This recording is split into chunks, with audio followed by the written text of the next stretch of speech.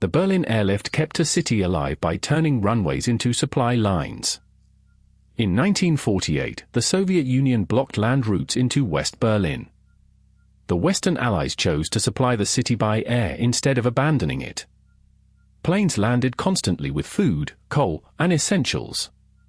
After months of pressure, the blockade ended without direct war. The airlift became a Cold War symbol of endurance and logistics. A city can survive on a schedule in the sky. Operation Fortitude sold the Nazis a fake invasion army. Before D-Day, the Allies needed Germany to expect landing somewhere other than Normandy. They used dummy tanks, false radio traffic, double agents, and General Patton's reputation. The deception pointed German attention toward Pas-de-Calais.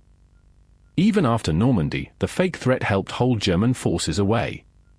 The operation proved that imagination can be a military asset. A pretend army can move real divisions. The KYSHTYM disaster was a major Soviet nuclear accident kept quiet for years. In 1957, a waste storage tank exploded at the Mayak production site. Radioactive contamination spread across a large area in the Urals. Residents were evacuated slowly or not fully informed about what had happened. The secrecy made the disaster harder to understand and respond to. It became one of the worst nuclear accidents before Chernobyl.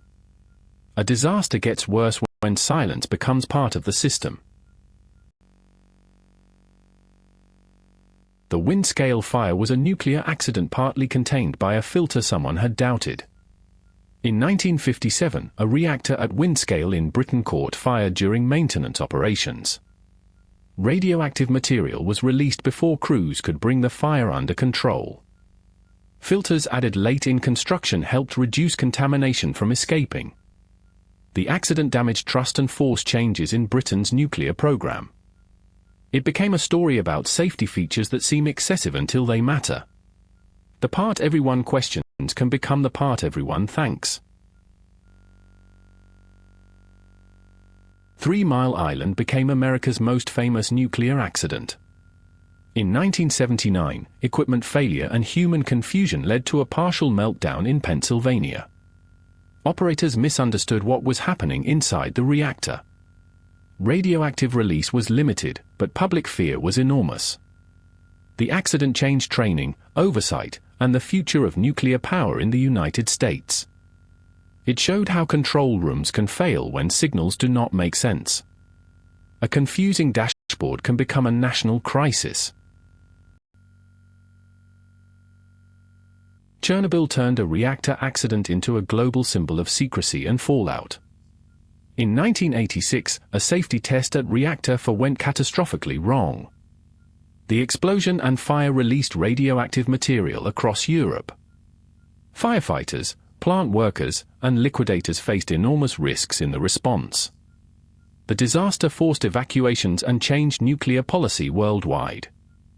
Its impact came from both the physics of radiation and the politics of denial. Some alarms are too large for any government to mute. A NATO exercise in 1983 looked real enough to scare Soviet leaders. Able Archer simulated nuclear escalation with unusually realistic procedures. The Cold War mood was already tense after incidents and harsh rhetoric. Some Soviet officials worried the exercise might hide preparations for a real attack.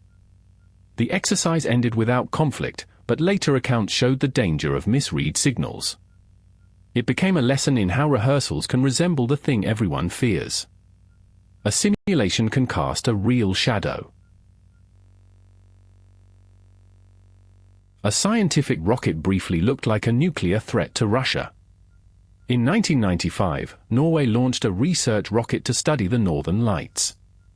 Notification existed, but the warning did not land where it needed to. Russian systems detected the launch and leaders opened the nuclear briefcase process. The rocket's path became clearly harmless before escalation continued. The incident showed how even after the Cold War, warning systems could still frighten nations. A harmless launch can look terrifying from the wrong dashboard. The Cuban Missile Crisis brought the world terrifyingly close to nuclear war. In 1962, U.S. reconnaissance found Soviet missiles being installed in Cuba. President Kennedy ordered a naval quarantine while the Soviet Union pushed back. For 13 days, military moves and secret diplomacy ran in parallel. A deal removed Soviet missiles from Cuba and later U.S. missiles from Turkey. The crisis became the classic example of escalation managed by nerve and luck. The scariest battles are sometimes the ones nobody fires. A Soviet officer helped prevent panic when a nuclear warning system said missiles were coming. In 1983, Stanislav Petrov was on duty when alarms reported incoming U.S. missiles.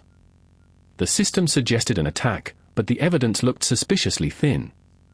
Petrov judged it a false alarm and did not escalate it as a confirmed strike. Later analysis showed sunlight reflections had fooled the satellite system. The incident became a chilling example of human judgment inside automated danger. Sometimes civilization depends on one person saying wait.